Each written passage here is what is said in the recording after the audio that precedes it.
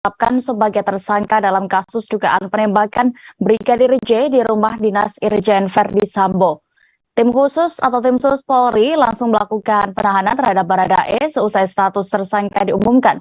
Untuk laporan lebih detailnya kami sudah terhubung dengan rekan Abdi Rianda Sakti, reporter dari Tribun News yang akan menginformasikan detailnya. Silakan rekan. Terima kasih rekan Dea. Benar sekali, tim khusus bentukan Kapolri Jenderal Polisi Listio Sigit Prabowo akhirnya melakukan penetapan tersangka dalam kasus kematian Brigadir Nofriansah Yosua Huta Barat alias Brigadir J. Adapun yang ditetapkan sebagai tersangka dalam kasus ini adalah Baradae yang merupakan ajudan dari Kadif Propam nonaktif, yakni Irjen Pol Verdi Sambo. Baradae ditetapkan sebagai tersangka usai penyidik melakukan gelar perkara. Dirtipidum Baris Krim Polri, Brigjen Pol Andirian menuturkan penetapan tersangka ini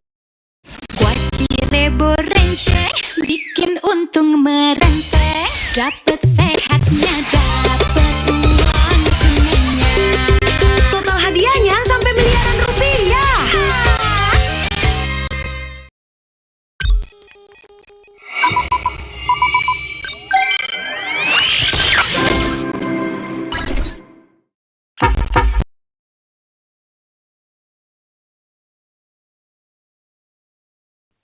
juga setelah penyidik memeriksa setidaknya ada 42 orang saksi dan juga barang bukti yang sudah dilakukan penyitaan. Dalam kasus ini Baradae disangkakan dengan pasal 338 KUHP tentang pembunuhan, junto pasal 55 dan pasal 56 KUHP. Baradae langsung ditangkap dan ditahan di rumah tahanan Baris Krim Polri untuk mempertanggungjawabkan perbuatannya. Nantinya Andi memastikan penyidik dalam kasus ini tidak akan berhenti sampai di sini. Tidak akan berhenti dalam penetapan Baradae sebagai tersangka saja. Nantinya akan ada kemungkinan tersangka baru dalam kasus ini. Untuk informasi,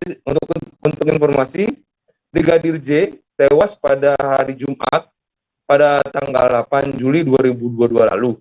Menurut pihak kepolisian, Brigadir J yang merupakan supir dari istri Kadif Propam Polri nonaktif, Irjen Pol Verdi Sambo itu tewas setelah baku tembak dengan ajudan Irjen Verdi Sambo yakni Baradae. Baku tembak itu disebut terjadi di Komplek Polri atau di rumah dinas dari Irjen Verdi Sambo, yakni yang beralamatkan di Jalan Duren 3, Jakarta Selatan. Masih menurut keterangan polisi, Brigadir J tewas ditembak lantaran melakukan pelecehan dan penodongan pistol kepada istri dari Irjen Verdi Sambo. Demikian laporan saya. Dia dikembalikan ke studio.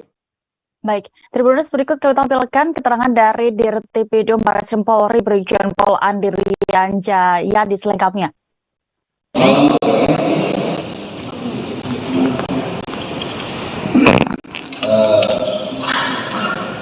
Baik, berdasarkan rangkaian penyelidikan dan penyidikan yang sudah dilaksanakan sejauh ini oleh tim khususnya oleh Baris Krim Polri, di mana sampai dengan hari ini penyidik sudah melakukan pemeriksaan kepada 40 orang saksi, kemudian juga termasuk di dalamnya adalah ahli-ahli baik dari unsur biologi kimia forensik, kemudian metodologi balistik forensik, IT forensik, dan kedokteran forensik, termasuk telah melakukan penyitaan.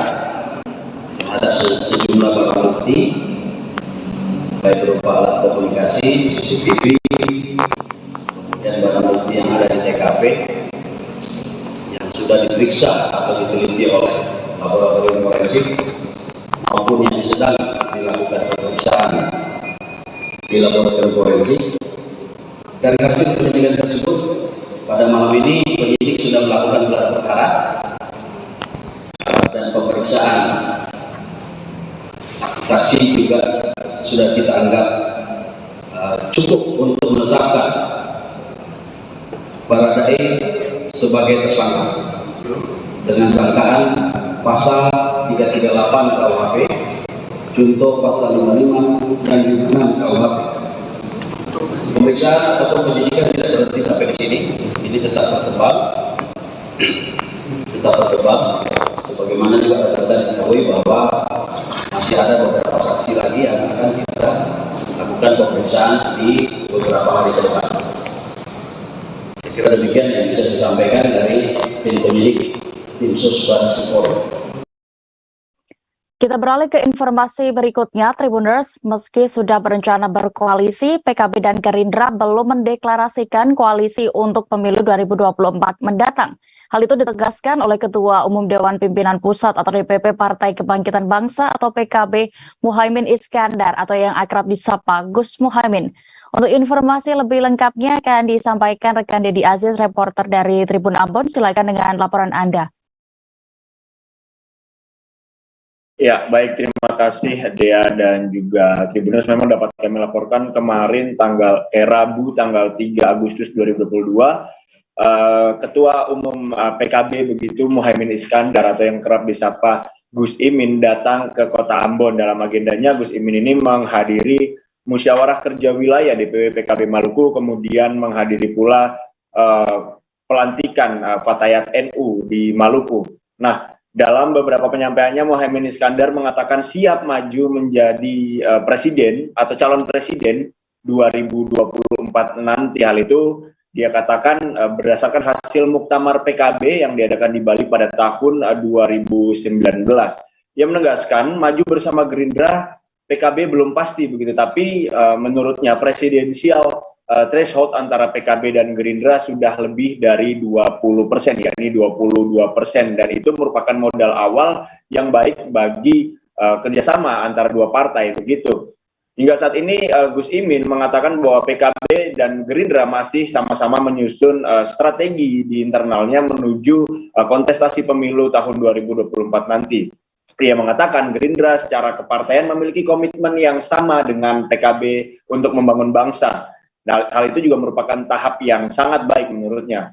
Kedepannya, PKB dan Gerindra juga akan mengajak partai-partai lain untuk ikut dalam kebersamaan komitmen yang telah dibangun begitu. Soal koalisi PKB dan Gerindra saat ditanya, keduanya atau Muhaimin Iskandar mengatakan belum akan mengumumkan dan kedua partai sampai saat ini masih fokus untuk menuntaskan pendaftaran pemilu terlebih dahulu.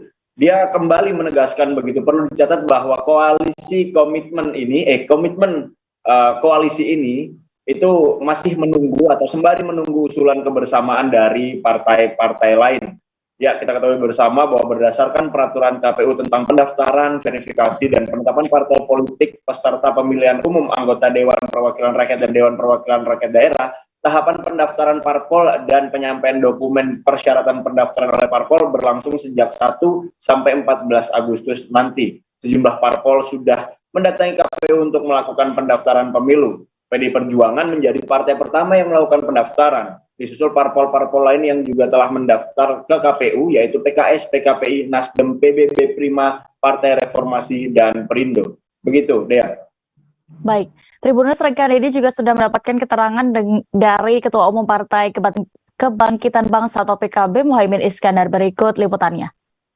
Kan betul, tokoh-tokoh yang hidupnya tumbuh dan berkembang bersama masyarakat. Inilah kekuatan PKB. Meskipun dari yang jumlahnya pengaruhnya terbatas kecil, tapi berada di mana-mana.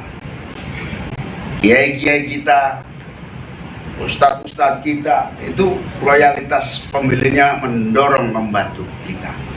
Dan di sisi yang lain, memang kita punya kontribusi yang sangat baik. Hadirin sekalian, sahabat-sahabat, ketokohan lokal, kepemimpinan kiai lokal, kepemimpinan tokoh-tokoh muda di level masing-masing, tokoh-tokoh budaya, tokoh-tokoh adat, tokoh-tokoh yang bergerak.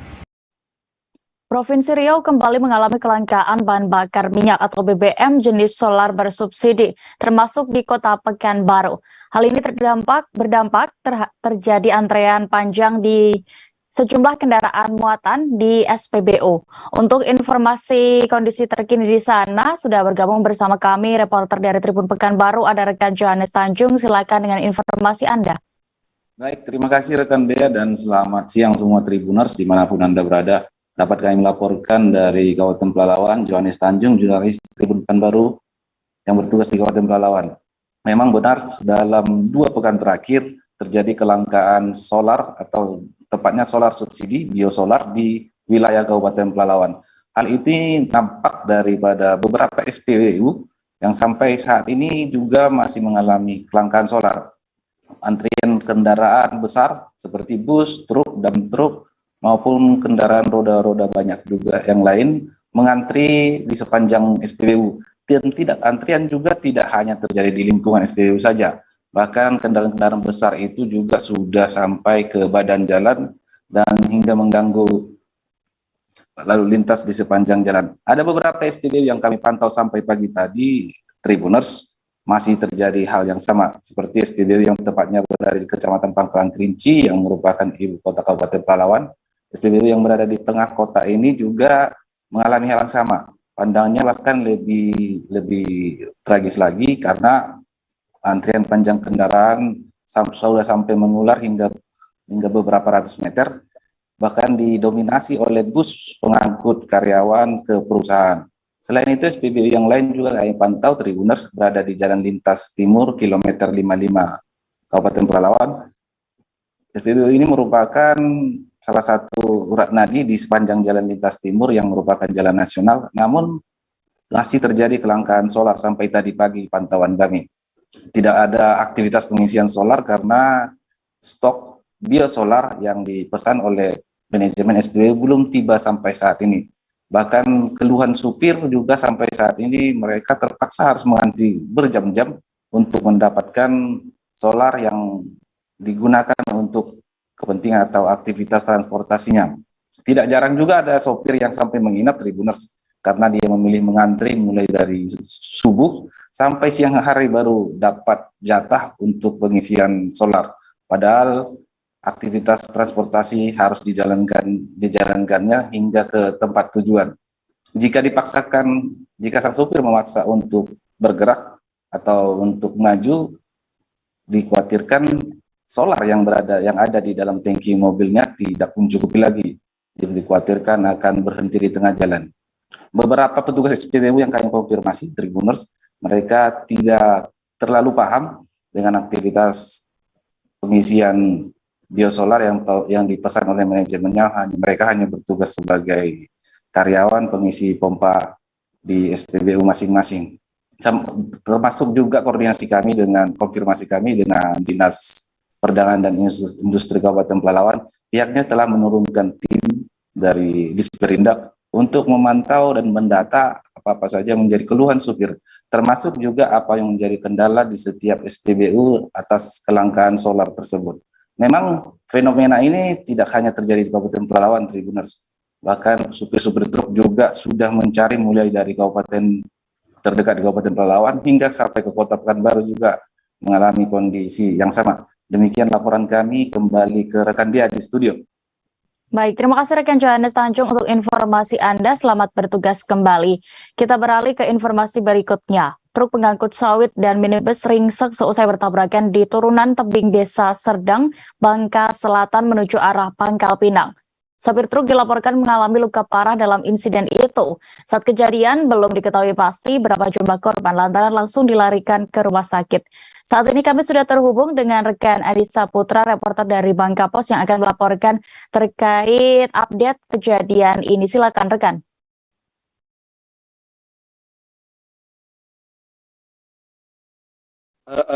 Rekan ya, selamat siang.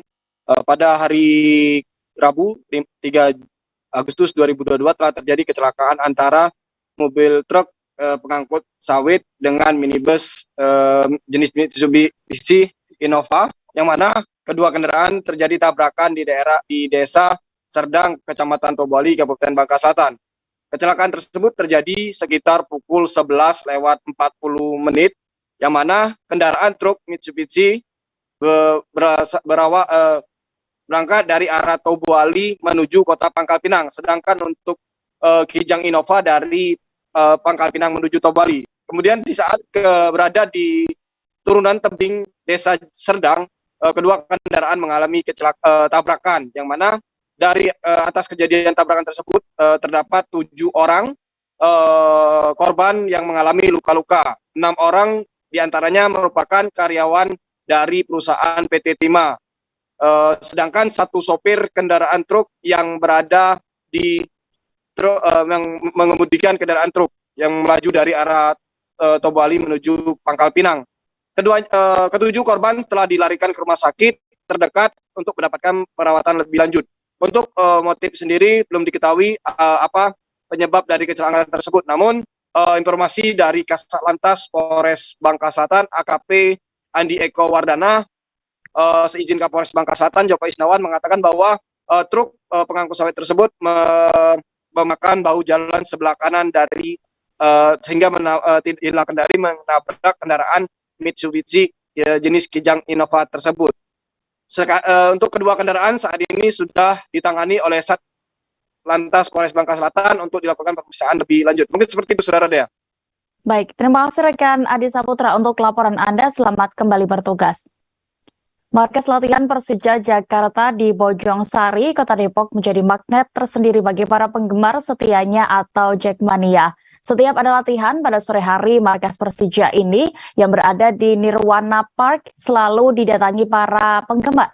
Bahkan ada dari mereka yang rela menempuh perjalanan 8 jam dari kampungnya di Serang, Banten untuk bertemu sang idola di Bojonggede. Untuk informasi terkait ini, kami sudah terhubung dengan rekan Hieronimus Rama, reporter Warta Kota yang akan melaporkan selengkapnya. Silakan rekan. Baik, Dea dan Tribuners, selamat siang. Dari kawasan Depok kami melaporkan bahwa tempat latihan Persija yang berada di Bojongsari, Kota Depok, telah menjadi suatu magnet baru bagi para penggemar Persija atau biasa disebut Jackmania. Nah, setiap sore saat skuad Macan Kemayoran melakukan latihan di Nirwana Park di Bojongsari, ada banyak penggemar yang datang untuk sekedar menonton dan juga melakukan foto-foto. Nah, para penggemar ini tidak hanya datang dari kawasan Depok atau Jakarta atau Jabodetabek, tapi juga dari luar kota. Nah, salah satunya itu Alpi dari Banten. Dia mengaku menempuh perjalanan sejauh 8 jam dari kampungnya menuju ke Bojongsari hanya untuk melihat latihan dari tim Persija yang menjadi tim idolanya sejak kecil. Nah, tidak hanya itu, dia bahkan rela untuk numpang di rumah temannya untuk mencari waktu yang tepat menonton latihan dari para pemain Persija. Nah, di sana setelah menonton latihan dia merasa begitu senang karena ini baru pertama kali dia melihat bagaimana pemain-pemain idola yang biasa dia saksikan penampilannya di TV bisa berlatih, dan bahkan dia bisa berfoto bareng dengan beberapa pemain yang ditemui usai latihan. Nah, dari banyak penggemar itu dia merupakan salah satu yang cukup jauh. Minggu lalu juga ada yang dari Riau dan juga beberapa daerah lainnya yang selalu ingin melihat para pemain idola mereka berlatih di Bojongsari, dan dia berharap pada pertandingan melawan PSM Makassar yang digelar besok sore di Gelora B.J. Habibie di Parepare, Persija bisa meraup 3 poin dan bermain lebih baik lagi. Demikian laporan kami dari kawasan Bojongsari, Depok. Dea, kembali ke Anda di studio. Baik, Tribuners, rekan Hieronimus juga sudah melakukan wawancara bersama salah satu Jackmania asal Banten bernama Apri. Berikut liputannya. Untuk Liga 1 sendiri harapan dari Abang? Harapan Liga 1 ya semoga lancar terus, nggak ada kendala. Ya siapa yang juaranya ya terpenting Liga jalan lancar biar penonton tuh bisa melihat langsung gitu. Kalau Persija optimis kira-kira masuk peringkat berapa? Peringkat 2. Peringkat 2 ya? 3 ya. Nggak apa-apa, yang penting 2,3. Kalau juara gimana? Kalau juara bagus berarti kalau juara, karena kan Thomas Doll itu di kontrak 3 tahun itu nggak menargetkan tahun ini juara. Yang terpenting main bagus, terus biar ke depan liga ke depannya itu biar bagus main. Oh, oke. Berarti tadi dari Bantennya udah dari minggu lalu. Iya. Nah, ini baru datang nonton. Iya, datang nonton ke sini. Baru pertama juga. Baru pertama ya. Oh, gimana kesannya melihat latihan pertama? Senang, terus juga ketemu pemain, foto juga senang juga. Tadi foto dengan siapa aja? Foto dengan Abi Manyu, Anissa Bandi, Maman Abdul Rahman, Yusuf, udah. Berarti senang ya? Ya, bangga bisa foto dengan mereka. Oke, berarti setelah ini baru pulang ke ke Banten. Hari ini juga? Enggak, besoknya. Besok. Oke. Program Job Fair virtual pemerintah Provinsi Sulawesi Utara bersama Kementerian Ketenagakerjaan resmi dibuka pada Rabu 3 Agustus 2022 kemarin. Biasanya Job Fair ini diadakan secara langsung di satu lokasi, namun belakangan karena pandemi COVID-19 sudah diselenggarakan secara virtual. Dan bagaimana terkait berlangsungnya Job Fair ini, kami sudah terhubung dengan reporter Tribun Manado, ada rekan Rio Nur, silakan dengan laporan Anda.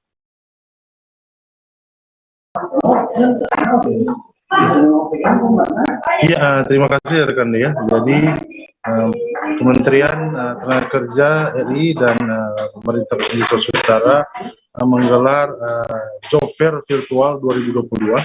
Pembukanya baru dilakukan Rabu.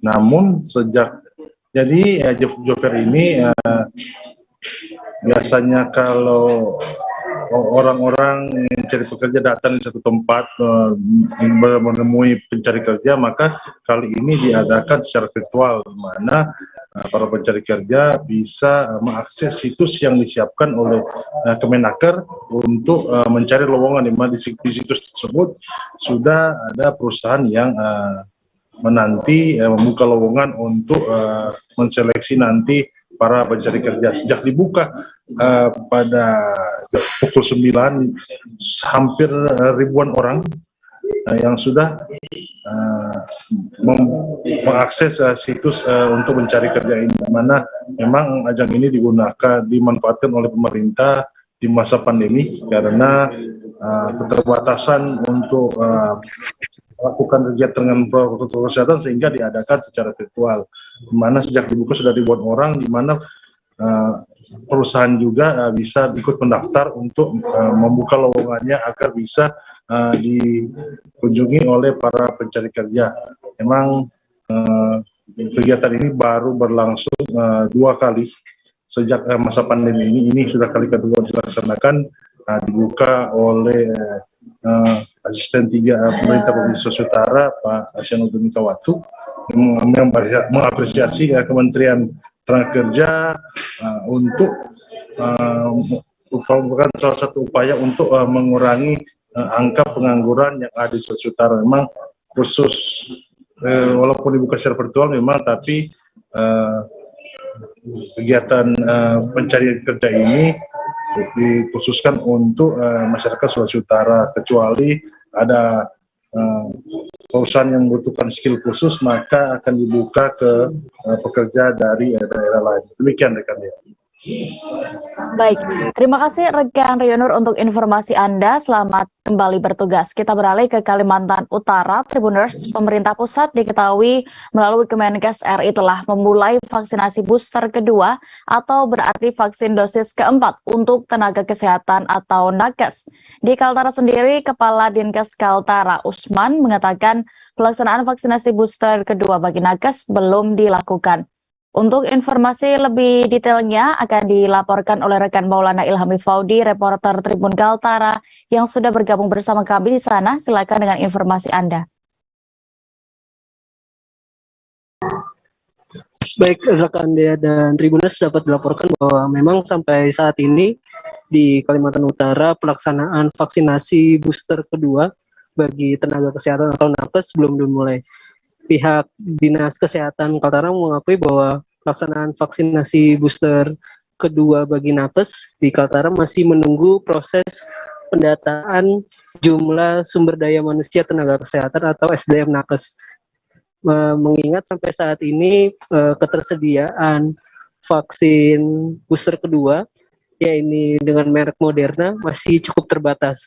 Artinya dengan selesainya nanti pendataan SDM Nakes, nanti pihak Dinkes Kaltara akan mengusulkan sejumlah dosis vaksin untuk nantinya disuntikan kepada tenaga kesehatan di Kaltara untuk vaksinasi booster yang kedua ini.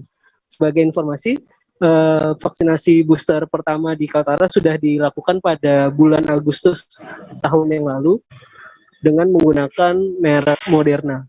Dan capaian vaksinasi booster pertama di Kaltara juga sudah mencapai 100% hingga saat ini.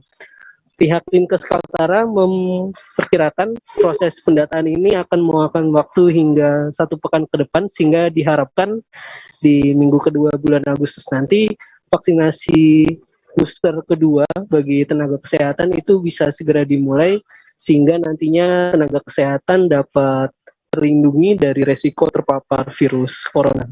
Demikian rekan dia laporan untuk saat ini. Baik, Tribuners rekan Faudi sudah melakukan wawancara juga bersama Kepala Dinas Kaltara, Usman. Berikut liputannya kami tampilkan.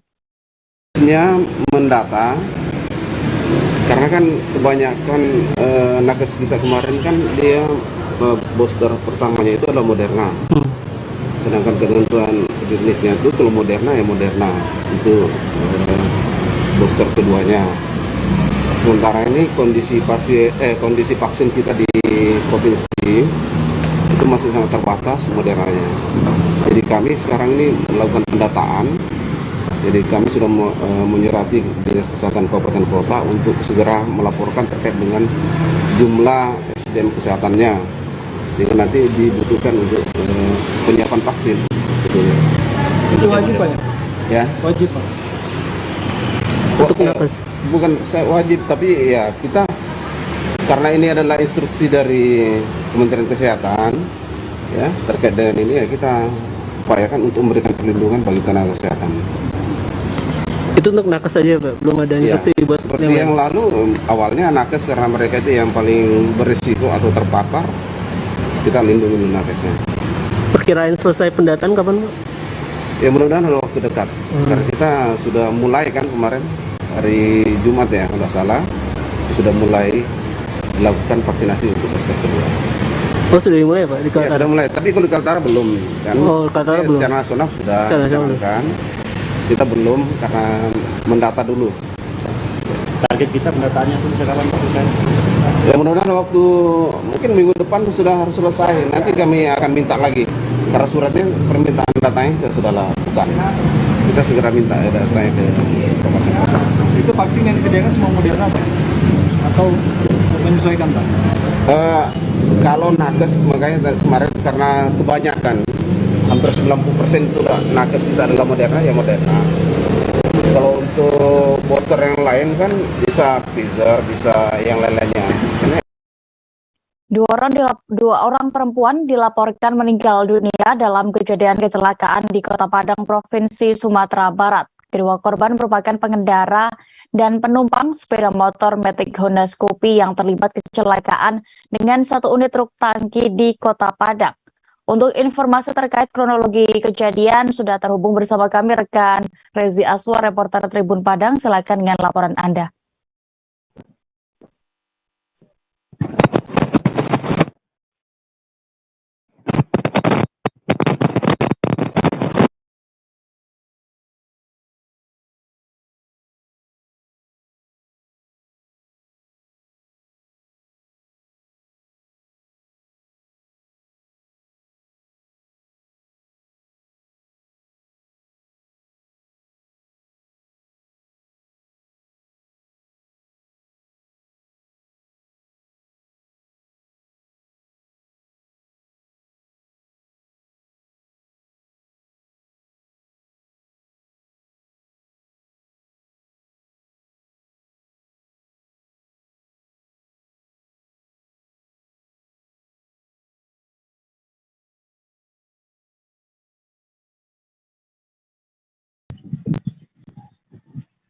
Iya. Iya ada. Ini terjadi kecelakaan di mana terjadi di jalan bypass Pampangan, Kecamatan Lubuk Begalung, Kota Padang, Provinsi Sumatera Barat, di mana kejadian ini terjadi sekitar pukul 14 lewat 10 waktu Indonesia bagian Barat, di mana ada pengendara Honda Scoopy, pengendara dan penumpangnya meninggal dunia akibat terlibat kecelakaan dengan satu unit truk tangki, di mana kejadian ini korban mengalami luka robek, patah tulang hingga cedera dan dibawa ke rumah sakit RSM Damil Kota Padang. Namun kedua korban meninggal di tempat karena terlindas truk dan terseret ya. Berdasarkan keterangan dari pihak kepolisian, untuk sepeda motor diperkirakan terseret hingga sampai 50 meter. Namun untuk kedua korban terseret, ada satu pengendara terseret sekitar ikut terseret dengan sepeda motornya pada saat kejadian. Untuk kedua kendaraan tidak mengalami kerusakan yang parah, namun kedua korban meninggal dunia di lokasi. Begitu dia. Baik, terima kasih rekan Rezi untuk informasi Anda. Selamat bertugas kembali. Kita menuju kabar berikutnya, Tribuners. Puluhan pedagang kaki lima atau PKL di Jalan Sukaramai, Kota Lok Sumawe mendatangi kantor Dewan Perwakilan Rakyat Kota. Pedagang kaki lima tersebut meminta agar tetap bisa kembali berjualan di sekitar Jalan Sukaramai seusai digusur oleh Satpol PP. Kami sudah terhubung dengan rekan Zaki Mubarak, reporter dari Serambi News yang akan melaporkan lebih detail. Ya, silakan rekan.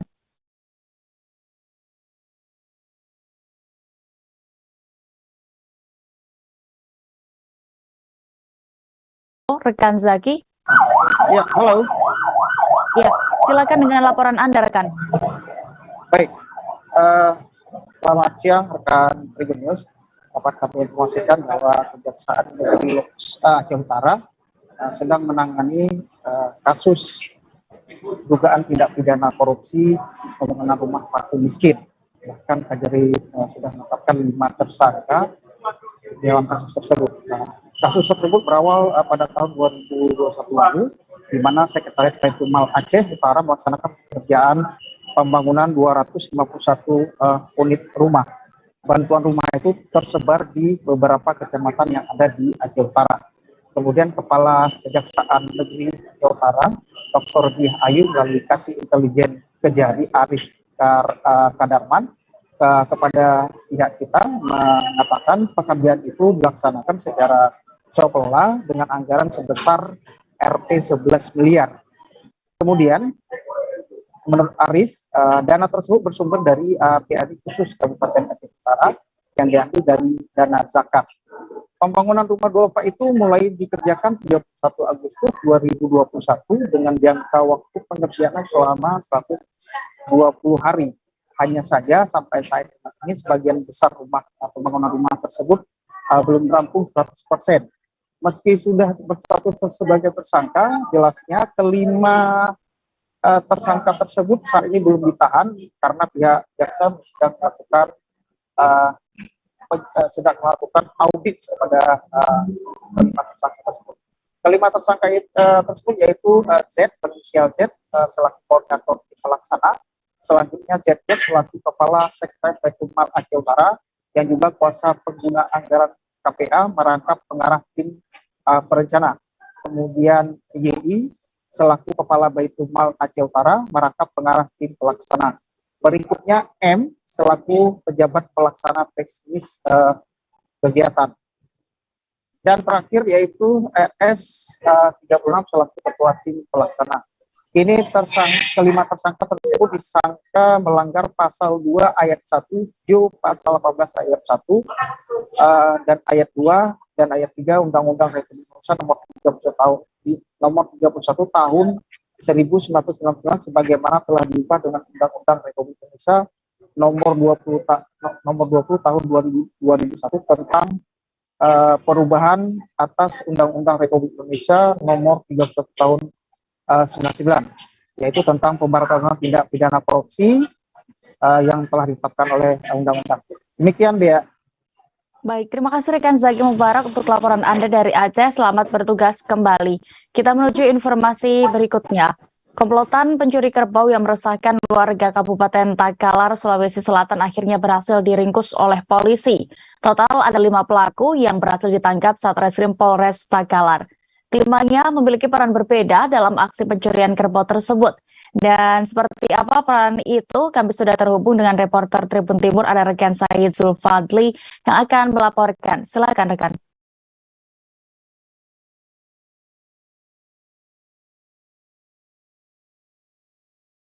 Terima kasih dia, di mana Satreskrim Polres Takalar telah meringkus 5 komplotan pelaku pencurian ternak kerbau di Kabupaten Takalar, Sulawesi Selatan. Penangkapan tersebut usai salah seorang korban melaporkan terkait pencurian kerbaunya, di mana sehari pasca kejadian tersebut polisi berhasil menangkap 5 orang pelaku, di mana 5 pelaku ini memiliki peran berbeda-beda, diantaranya 2 orang sebagai otak pelaku, sedangkan 3 orang lainnya berperan sebagai penada. Daging kerbau tersebut dibeli oleh seorang pelaku penada dengan nilai 8 juta rupiah. Alhasil polisi selain mengamankan para pelaku, polisi juga mengamankan sejumlah barang bukti seperti tali yang digunakan, sebuah motor dan mobil pick up yang digunakan para pelaku untuk mencuri kerbau tersebut. Dan kelimanya juga disangkakan, polisi juga mensangkakan pasal berbeda-beda. Untuk otak pencurian disangkakan pasal pencurian dengan ancaman 2 tahun penjara, dan 3 orang lainnya pelaku penada disangkakan pasal 480 dengan ancaman pidana 5 tahun penjara. Begitu dia. Baik. Tribuners, berikut kami tampilkan keterangan dari Kasat Polres Takalar, Ibtu Agus Purwanto terkait kasus ini selengkapnya. Baik, saya jelaskan bahwa ini adalah tindak pidana pencurian hewan, di mana pelaku sebelum merencanakan aksinya, mereka merencanakan sebelumnya di sebuah pesta, yang mana adalah kejadian itu menyampaikan kepada penyidik, apa ada nggak yang bisa dijadikan uang, apakah itu sapi atau kerbau. Kemudian tersangka Dengawi menyampaikan kepada Dendro bahwa ada kerbau 4 ekor di lokasi bekas tambang yang ada di lingkungan Panjojo, di Dusun Panjojo, Kecamatan Pulut. Nah, kemudian pada malam hari sekitar pukul 20.00, tersangka lelaki Dendro dan Dengawi berjalan kaki sejauh 5 km ke lokasi tambang tersebut, dan sampai di sana menemukan 1 ekor kerbau yang terikat. Pelaku kemudian membuka talinya dan menarik kerbau tersebut sampai ke belakang Pasar Paleko sejauh kurang lebih 5 km. Sampai di sana kerbau tersebut disimpan di rumah Den Tali. Kemudian pelaku menelpon Dentali untuk apakah mau membeli sapi tersebut, kerbau tersebut, sehingga Balai Besar KSDA Papua melepas liarkan 74 satwa endemik Papua di hutan cagar alam Cyclop Baper, Waena, Kota Jayapura. Hewan-hewan itu diantaranya ada 14 ekor sanca hijau, dan kegiatan ini dipimpin langsung oleh Kepala BBKSDA Papua Abdul Aziz Bakri. Untuk bagaimana terkait proses pelepas liaran satwa ini, kami sudah terhubung dengan rekan Aldi Bimantara di sana. Silakan dengan informasi Anda. Ya, halo Dea dan juga Tribuners, dilaporkan dari Kota Jayapura, Papua.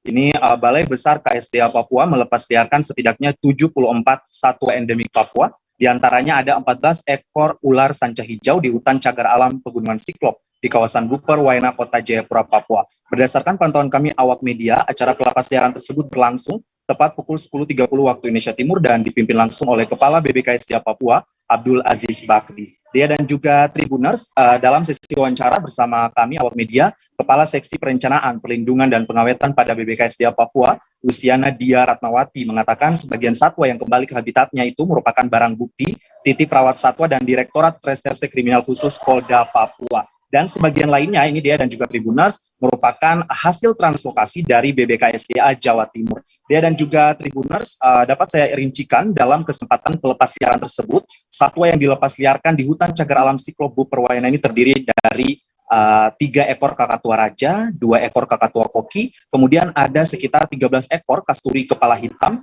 2 ekor burung cendrawasih kuning kecil atau Paradisea minor, 6 ekor nuri bayan, 8 ekor nuri coklat. Dan hasil translokasi dari BBKSDA Jawa Timur, maksud saya, ini turut pula dilepasliarkan ada 2 ekor biawak hijau, 2 ekor biawak ekor biru, dan 19 ekor kadal Panama atau kadal lidah biru begitu. Dan juga Tribuners, ada pula 3 ekor buah-buah pohon Papua dan 14 ekor ular sanca hijau yang seperti sudah saya sebutkan sebelumnya. Dan dalam keterangan persnya, Luciana juga menyampaikan bahwa semua satwa ini telah menjalani masa habituasi di kandang transit satwa Bu Perwayana dan dinyatakan dalam kondisi sehat serta berperilaku alami sehingga siap dipulangkan ke habitat alaminya. Pada kesempatan yang sama, dia dan juga Tribuners, PLT Kepala BBKSDA Papua Abdul Aziz Bakri menyampaikan ucapan terima kasihnya kepada Direktorat Reserse Kriminal Khusus Polda Papua atas keterlibatan dan juga sinergitasnya dalam upaya melestarikan satwa liar milik negara tentunya. Dan ia juga menyampaikan keprihatinannya dengan adanya satwa-satwa yang hari ini dipulangkan ke alam dalam jumlah yang cukup banyak. Dia dan juga Tribuners ini tentunya mengindikasikan bahwa masih banyak terjadi perburuan liar begitu terhadap satwa-satwa yang dilindungi, termasuk burung cendrawasih merupakan burung khas Papua. Dia demikian laporan singkat saya terkait dengan pelepas liaran satwa yang diinisiasikan oleh BBKSDA Papua dari Kota Jayapura, Papua. Aldi Bimantara, Tribun Papua. Kembali ke Dea di studio. Baik, terima kasih rekan Aldi. Dan berikut Tribuners kami tampilkan hasil wawancara bersama sejumlah pihak terkait kegiatan ini selengkapnya. Hari ini hari yang luar biasa. 74 satwa kita sudah pastikan kembali yang berasal dari Polda Papua melalui Reserse Polda Papua dan dari translokasi Jawa Timur. Kami berharap satwa yang sudah dilepas liarkan hari ini bisa berkembang biak dan akan membawa berkah bagi masyarakat di sini. Harapan kami ke depan bahwa lokasi ini dijaga dan bisa menjadi tempat atraksi wisata, kegiatan edukasi, dan tempat penelitian. Terima kasih atas dukungan dari semua stakeholder yang terkait sehingga kegiatan ini bisa terlaksana dengan baik. Terima kasih. Ya, atas nama pemerintah Provinsi Papua memberikan apresiasi untuk kegiatan pelepasliaran satwa endemik Papua pada hari ini yang telah disiapkan oleh Diviter Polda Papua, Polairut dan Balai Besar KSDA Papua, dan hari ini dilepasliarkan di area kampung AC kecil di kawasan penyangga Cagar Alam Siklop. Di lokasinya keluarga Beku yaitu Sebuber ya. Nah, kegiatan ini dari pemerintah Provinsi Papua menyambut baik dan memberi apresiasi, dan terus kita tingkatkan. Seiring dengan itu juga kita harapkan kesadaran masyarakat bahwa kita perlu sekali untuk menjaga kelestarian satwa endemik Papua, terutama cendrawasih dan seterusnya. Oleh karena itu, walaupun hari ini sudah dilakukan pelepasliaran kurang lebih 24 ekor ya, dari berbagai jenis, termasuk reptil ya, ada ular, ada burung-burung. Kita harapkan kegiatan hari ini mendapat dukungan dari masyarakat adat setempat. Loka Pengawas Obat dan Makanan atau POM di Kabupaten Belitung menemukan ratusan kosmetik ilegal. Kosmetik tanpa izin edar itu mengandung bahan berbahaya seperti merkuri dan kandungan hidrokuinon tinggi. Dan untuk informasi lebih detailnya terkait kosmetik ilegal ini, kami sudah terhubung dengan wartawan dari Pos Belitung, ada rekan Adelina Nurmalitasari. Silakan dengan informasi Anda. Baik rekan Dea dan Tribuners, Sebelumnya, Lokapom di Kabupaten Belitung melakukan penertiban kosmetik ilegal pada pekan kedua dan ketiga Juli 2022. Penertiban ini dilakukan di 11 sarana yang menjual kosmetik, baik di Kabupaten Belitung maupun Kabupaten Belitung Timur. Dari hasil pengawasan yang dilakukan, Lokapom menemukan sebanyak 74 item produk kosmetik dengan jumlah 306 pieces yang tidak memenuhi ketentuan. Terdapat produk yang tidak memiliki izin edar, mengandung bahan berbahaya yang tercantum dalam public warning Badan POM serta beberapa produk kadaluarsa. Produk-produk tersebut memiliki nilai ekonomis sampai Rp7.014.500. Kosmetik yang mengandung bahan berbahaya bisa memberikan efek samping pada kulit. Jika seorang memiliki kulit sensitif atau hipersensitif, produk yang mengandung bahan berbahaya ini bisa menyebabkan kulit langsung mengelupas dan memerah. Kepala Lokapom di Kabupaten Belitung, Singgih Prabowo Adi, mengatakan produk-produk yang tidak sesuai dengan ketentuan kebanyakan langsung dimusnahkan di tempat dan penjualnya diberikan sanksi administratif. Dari hasil keseluruhan yang didapatkan, memang tidak ada yang mengarah ke pro justisia atau tidak ada yang dilanjutkan ke persidangan dan pidana. Hal tersebut karena rata-rata penjual baru mengetahui produk yang boleh dan tidak boleh digunakan dan baru mendapat pembinaan dari Lokapom. Kebanyakan kosmetik ilegal yang ditemukan berasal dari penjualan secara daring dan sales yang datang tanpa meninggalkan faktur, sehingga Lokapom kesulitan mengungkap gudang besar penyedia produk. Meski begitu, Singgih menegaskan tetap akan menindaklanjuti hal tersebut. Sementara itu, untuk pengawasan online, pihak Lokapom akan mengawasi melalui cyber patrol yang memantau penjualan kosmetik melalui akun media sosial seperti Facebook dan Instagram.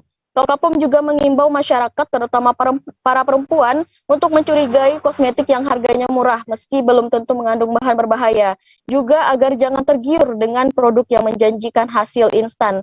Singgih juga menyampaikan bahwa dalam pemilihan kosmetik aman, ingat selalu untuk ceklik, yakni mengecek kemasan, label, izin edar, dan kadaluarsa. Demikian rekan Dea, kembali ke Anda di studio. Baik, Tribuners rekan Adelina juga sudah melakukan keterangan dan mendapatkan keterangan dari Kepala Lokapom di Kabupaten Belitung, Singgih Prabowo. Berikut liputannya. Assalamualaikum warahmatullahi wabarakatuh. Selamat pagi rekan-rekan media semua yang selalu menjadi mitra kami. Jadi pada kesempatan hari ini kami akan memaparkan hasil dari aksi penertiban pasar dari kosmetik ilegal. Nah, jadi pada bulan Juli di minggu ke-3 dan ke-4 itu kami dari Lokapom Belitung dan juga seluruh PT Badan POM yang ada di Indonesia, kami melaksanakan kegiatan aksi penertiban pasar dari kosmetik yang ilegal. Jadi fokus dari pemeriksaan kami untuk kegiatan ini adalah pada kosmetik-kosmetik yang ilegal.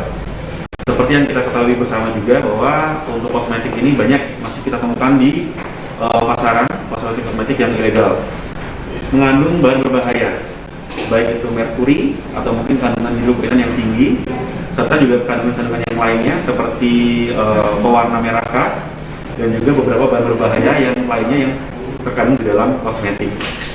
Nah, dasar kita pelaksananya adalah Undang-Undang Nomor 36 Tahun 2009 tentang Kesehatan.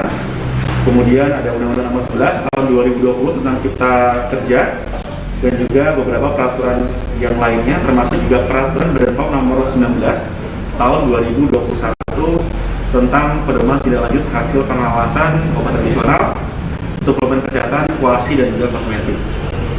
Nah, adapun hasilnya bisa dilihat di depan.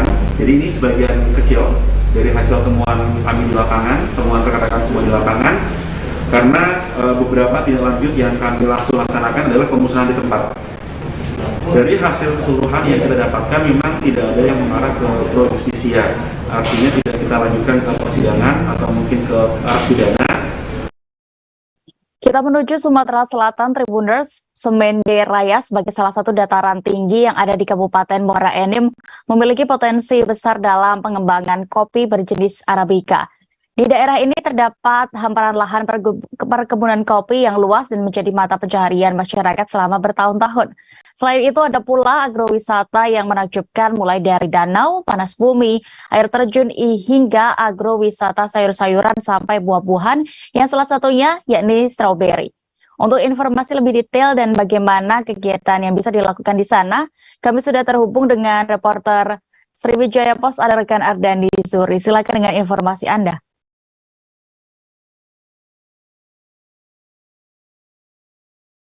Halo, bayarkan ya.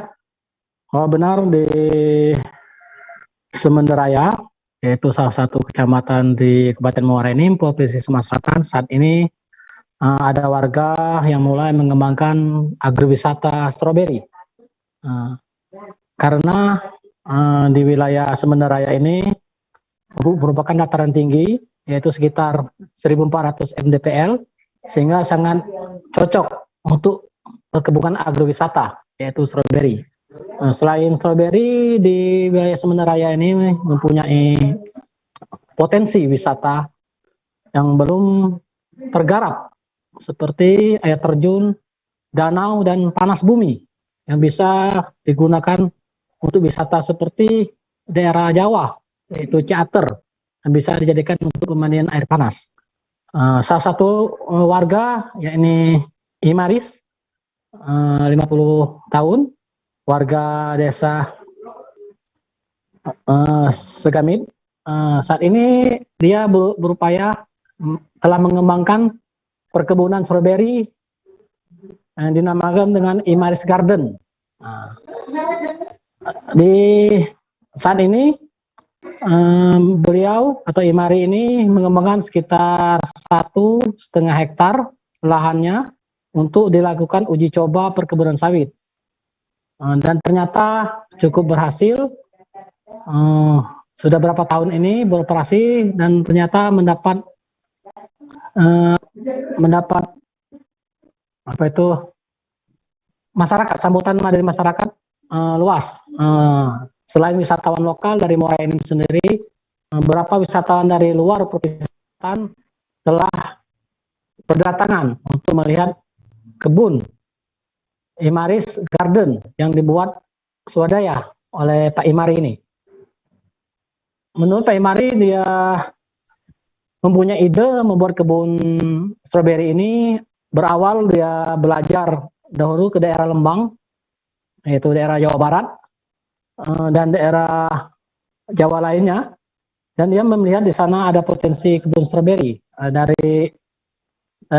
Dari studi banding dia ke daerah Jawa Barat sekitar 6 tahun yang lalu, ia pun tertarik untuk membuat kebun sendiri stroberi di desanya, yang kebetulan letak geografis dan maupun bentuk alamnya hampir sama dengan di daerah Lembang. Dari sanalah dia mencoba membeli bibit dan menyemaknya sendiri, dan setelah ditanam sekitar 6 bulan ternyata berhasil. Dari sanalah sampai saat ini dia telah membuka sendiri Imaris Garden. Nah, setiap untuk masuk ke kebun Imaris Garden dia memberikan tiket 10.000 untuk setiap pengunjung. Selain pengunjung bisa menikmati pemandangan alam, ada kebun-kebun juga, kebun bunga, pengunjung juga bisa memetik, mencicipi stroberi secara gratis. Tapi kalau untuk oleh-oleh, para pengunjung harus bayar 50.000 per kilogram.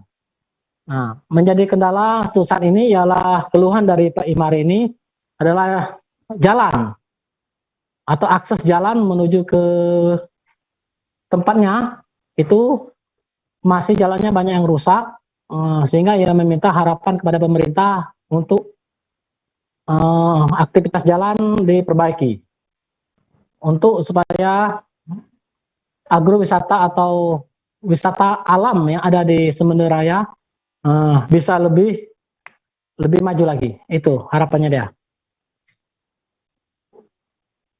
Baik, Tribuners, rekan Ardeni juga sudah melakukan wawancara bersama pemilik kebun stroberi di sana. Imari, berikut liputannya. Ini kebun stroberi, aduh, dari kapan Pak ini usaha ini? Sejak 6 tahun lalu. 6 tahun lalu ya? Iya. Ide buat ini dulu gimana? Idenya dari jalan-jalan ke Bandung melihat yang di Lembang itu. Jadinya peminat lah di sana, Lembang, Batu, Cianjur, jadi nurut di sana. Kalau bibitnya apa? Bibitnya dari sana itu, asal ngambil sedikit, disemai terus, dia banyak baru dikembangkan. Oh, jadi nyemai sendiri. Nyemai sendiri. Juga ya cara sini ya. Belajar juga cara. Belajar. berapa lama Pak kita belajar itu untuk bisa menghasilkan kebun stroberi kayak ini? Tidak kurang kira-kira kalau sudah dapat bibitnya itu 2-3 bulan sudah hasil. Sudah hasil. Iya. Cepat juga. Itu dari polybag sudah buah itu kadang-kadang. Iya. Ini ada berapa jenis stroberi ini? Stroberi sini ada 3 jenis. Stroberi sini kayaknya. Ada Apa yang namanya Saibat, yang batangnya 3 atau 2, buahnya banyak besar. Ada yang senibat yang makai buah tiap 3 bulan harus dibuangi batang itu karena banyak anak.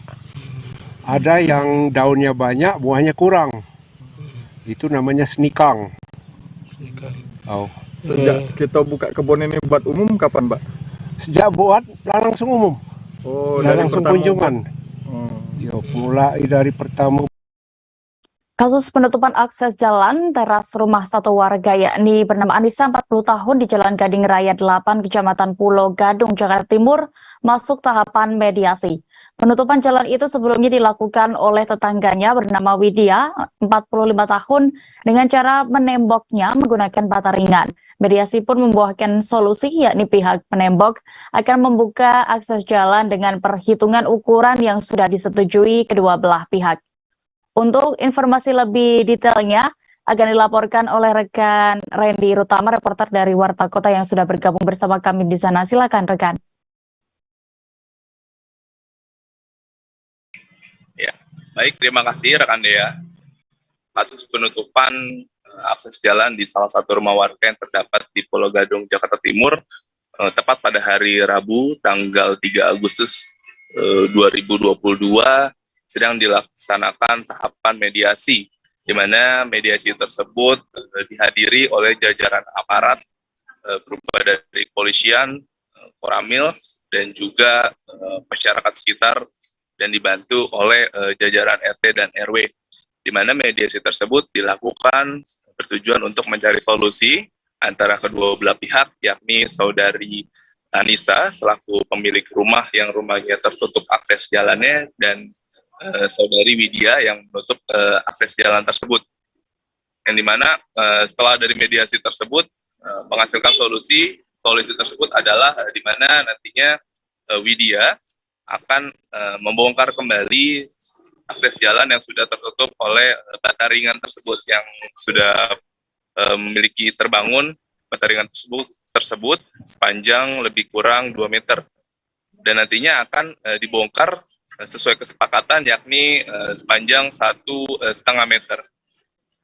Namun Widya juga mengungkapkan hal itu pada dasarnya juga sudah membuat dia bisa membongkar tembok tersebut apabila saudari Anissa bisa atau mengakui kesalahannya, mengingat sebelum terjadinya penembokan tersebut kedua belah pihak sempat bersiteru atau bertengkar, yang dimana saudari Widya merasa dirinya atau keluarganya merasa terintimidasi dari keluarga Anissa, yang bagaimana hal itu menjadi penyebab faktor pembangunan atau dibuatnya tembok sepanjang 2 meter tersebut, sehingga akses jalan atau akses pintu keluar yang terdapat di rumah saudari Anissa menjadi sempit, hanya sebesar 40 cm.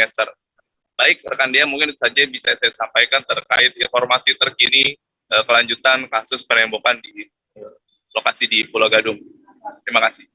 Baik, Tribuners rekan Randy juga sudah melakukan wawancara bersama Widya selaku warga di sana. Berikut liputannya. Konsumsi kami saja dulu, jadi bahan kami dulu, selama etikanya baik tidak akan kami proses, karena kami juga tahu manusia ketika sedang kesal pastinya ada letupan-letupan. Kami masih memaklum seperti itu karena kami udah bertanggal lama, dan memang tipikal budaya adat istiadat kan beda-beda ya, dan kami sudah paham dan maklum. Bu, ini tembok ini berdiri sejak kapan, Bu? Jumat ya. Hari Jumat. Hari Jumat. Ya, Jumat kemarin, Bang. Jumat kemarin. Ya. Jumat baru, dan itu tidak tiba-tiba, Pak. Jadi hari Kamis, Kamisnya begitu kami ada itu kan sebelumnya mau dikerjakan Jumat lalunya, tetapi kan ada Pak Lurah datang, kami memberikan waktu seminggu, tapi jadi 10 hari gitu kan, nggak apa-apa, ada itikat baik. tidak, gitu kan. Jadi kami mencari tukang yang pertama intimidasi tidak mengerti artinya. Tukang yang Intimidasi dari pihak keluarga Pak Asad. betul, dan itu sudah diakui. Kemudian ketika sudah valid di hari Kamis malam itu ada yang mau bekerja, baru kami melaporkan ke RT RW, kemudian kami WA Pak Babinsa dan Pak Dimas. Itu jadi ini tidak sembunyi-sembunyi.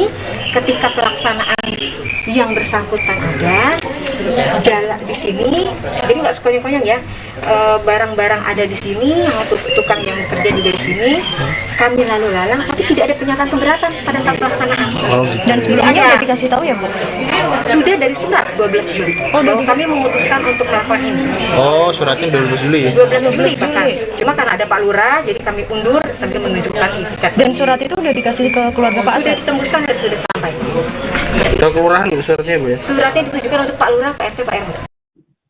Kita ke Papua, Tribuners. Kegiatan donor darah untuk menyambut HUT Paroki Santo Agustinus digelar di Aula Vincentius. Gelaran donor darah ini diinisiasi oleh Gereja Katolik Santo Agustinus Manokwari yang bekerja sama dengan Palang Merah Indonesia Papua Barat. Untuk informasi lebih detailnya terkait kegiatan ini, kami sudah terhubung dengan reporter Tribun Papua Barat. Ada rekan Marvin Raubaba, silakan dengan informasi Anda. Baik, Devi dan Tribuners di mana saja Anda berada, dapat saya laporkan langsung dari Manokwari, Papua Barat, bahwa tepatnya pada tanggal 31 Juli lalu, Gereja Katolik Santo Agustinus Manokwari mengadakan gelar bakti sosial yang berlangsung di Gereja Santo Vincentius Manokwari, Papua Barat. Bakti sosial ini ditujukan untuk menyambut Hari Paroki atau HUT Paroki Santo Vincentius yang jatuh pada tanggal 20 Agustus mendatang. Adapun kegiatan ini digelar atas kerjasama dari Gereja Santo Vincentius bersama PMI Papua Barat, Palang Merah Papua Barat. Sebelum melakukan donor, para peserta yang berasal dari warga jemaat gereja paroki langsung melakukan pemeriksaan yang meliputi tekanan darah. Apabila masih standar, maka bisa dipersilakan untuk melakukan donor darah. Tidak hanya kegiatan donor darah, Gereja Santo Vincentius juga akan melaksanakan beberapa kegiatan, yakni ada lomba Yospan, Yosin Pancar, dan juga pertandingan sepak bola gawang mini yang sudah dilakukan sebelumnya. Terkait dengan kegiatan ini, Koordinator Seksi Sosial Marina Angurmasi mengimbau kepada warga sekitar Gereja Santo Vincentius agar bisa terlibat dalam kegiatan bakti sosial ini, sehingga stok darah dari PMI juga terpenuhi. Seperti begitu, Devi. Baik, terima kasih rekan Marvin untuk laporan Anda dari Papua Barat. Selamat bertugas kembali. Kita beralih ke informasi berikutnya, Tribuners. Setelah 2 tahun tak digelar akibat pandemi COVID-19, tahun ini agenda tahunan Hoyak Tabuik di Kota Pariaman, Sumatera Barat kembali diadakan. Untuk prosesi Mambiak Batang Pisang sendiri yang ada dalam rangkaian pesona Hoyak Tabuik Budaya Piaman 2022 telah berlangsung pada Rabu 3 Agustus kemarin. Bagaimana kegiatan itu dilakukan? Kami sudah terhubung dengan rekan Rahmat Panji, reporter Tribun Padang yang akan melaporkan selengkapnya. Silakan rekan.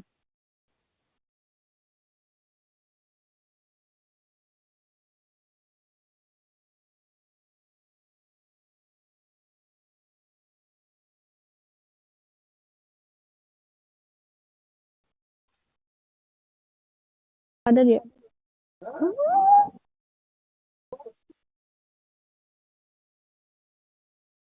Tribuners, mohon maaf ada kesalahan. Kami lanjutkan ke informasi berikutnya di Kalimantan Timur. Kloter pertama jemaah haji tiba di Bandara Sam Sepinggan, Balikpapan pada Kamis 4 Agustus 2022 hari ini tadi.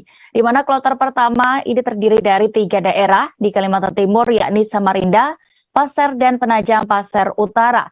Total sebanyak 358 jemaah yang telah pulang, namun ada 2 jemaah lain yang masih harus tinggal di Mekah lantaran sakit.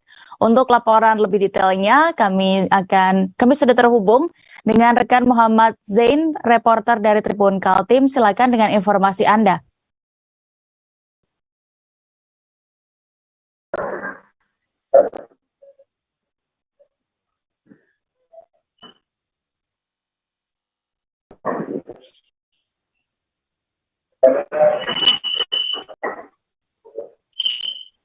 Halo, rekan Zain.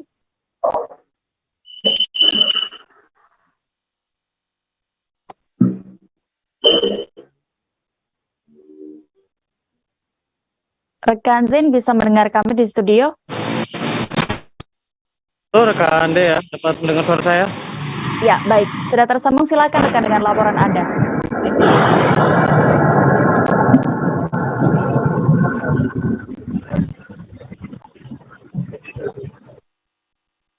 Rekan Dea, maaf. Ya. Silakan rekan Zain. Baik. Kami laporkan dari Balikpapan, Kalimantan Timur, di mana kedatangan kloter pertama jemaah haji ini tiba pada pukul kurang lebihnya sekitar 03.00 waktu Indonesia Tengah. Ya, seharusnya tiba di Bandara Sultan Haji Muhammad Sulaiman Sepinggan Balikpapan ini pada pukul 02.00 waktu Indonesia Tengah. Memang ada kendala karena di cuaca sehingga menghambat proses pemulangan dari para jemaah haji ini. Namun beruntungnya para jemaah haji ini dapat kembali ke Kalimantan Timur dalam kondisi selamat. Seperti tadi diinformasikan, para jemaah haji ini rata-rata dari kota Samarinda, selebihnya dari Kabupaten Pasir dan Kabupaten Penajam Pasir Utara.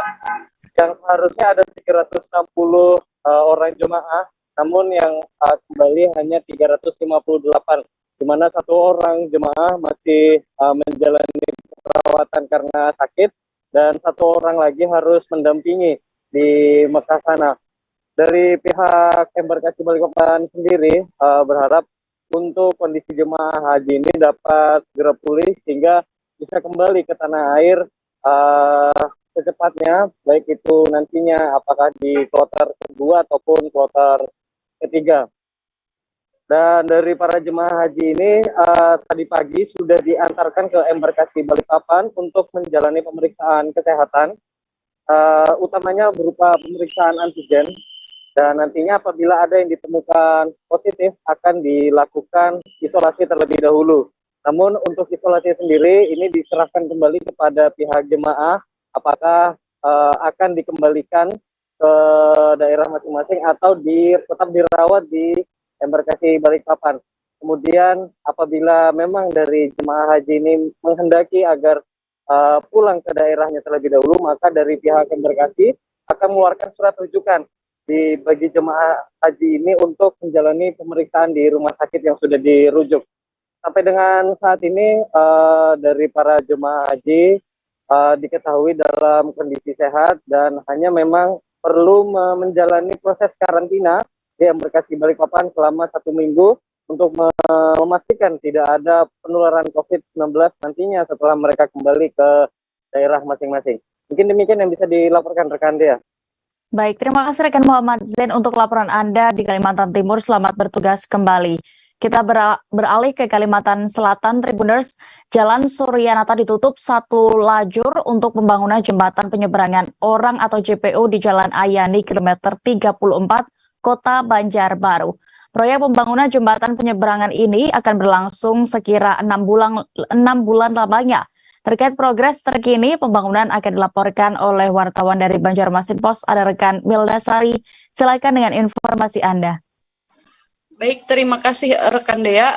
Saat ini di Kota Banjarbaru, Kalimantan Selatan sendiri sedang dilakukan pengerjaan proyek jembatan penyeberangan orang di Kota Banjarbaru di Jalan Ahmad Yani di kilometer 34 Kota Banjarbaru, di mana jembatan penyeberangan orang ini akan menghubungkan 2 jalan, yakni Jalan Suryanata dan juga Jalan Junjung Buih. Dan alasan pihak Pemko Banjarbaru sendiri membangun JPO ini untuk sebagai akses bagi pelajar maupun orang tua yang akan menjemput anaknya maupun akan berangkat ke sekolah, di mana pada Jalan Junjung Bui sendiri terdapat 2 sekolah, yakni SMA 1 Banjarbaru dan juga SMP 1 Banjarbaru.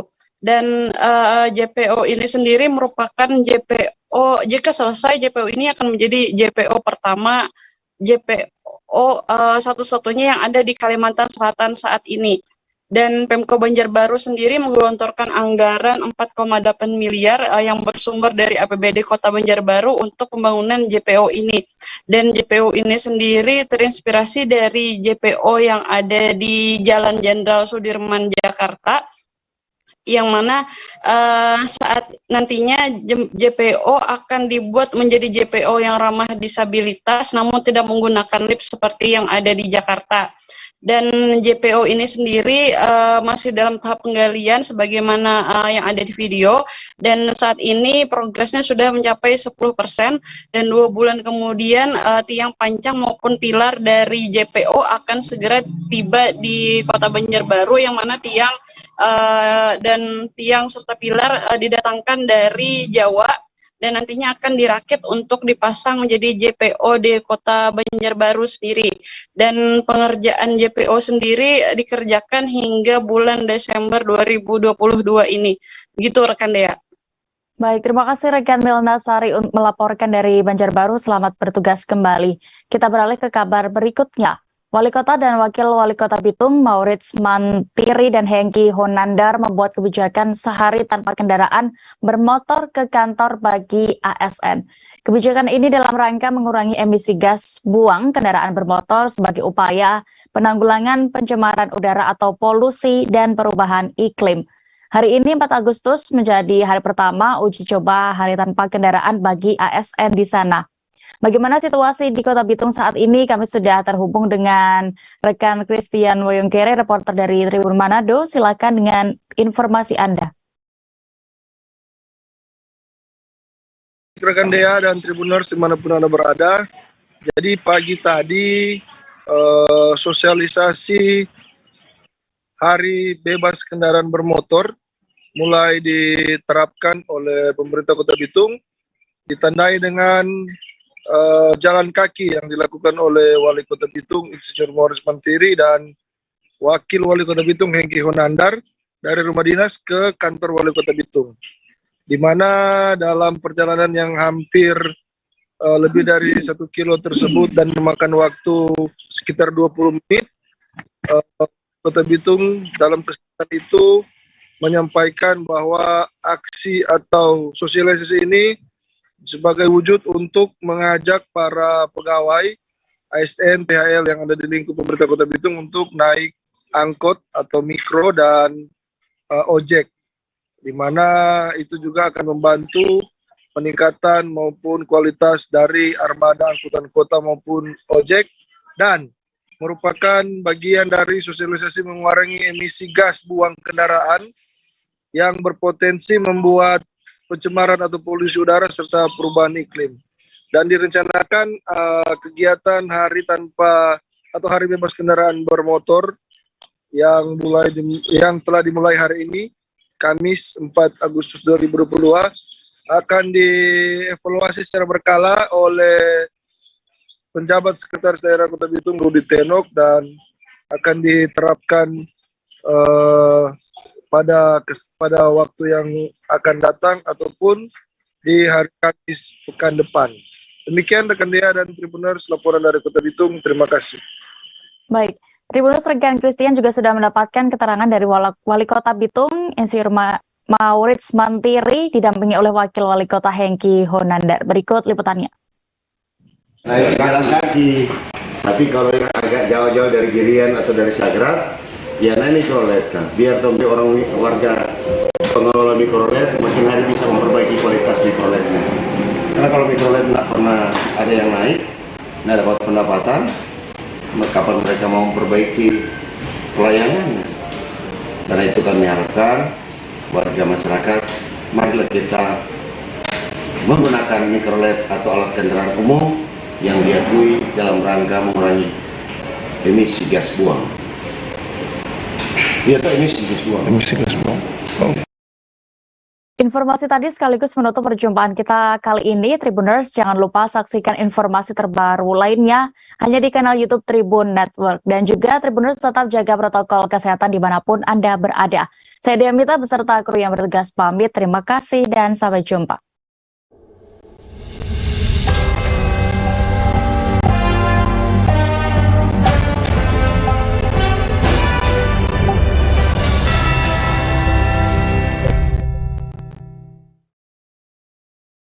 Jangan lupa like, subscribe, dan share ya!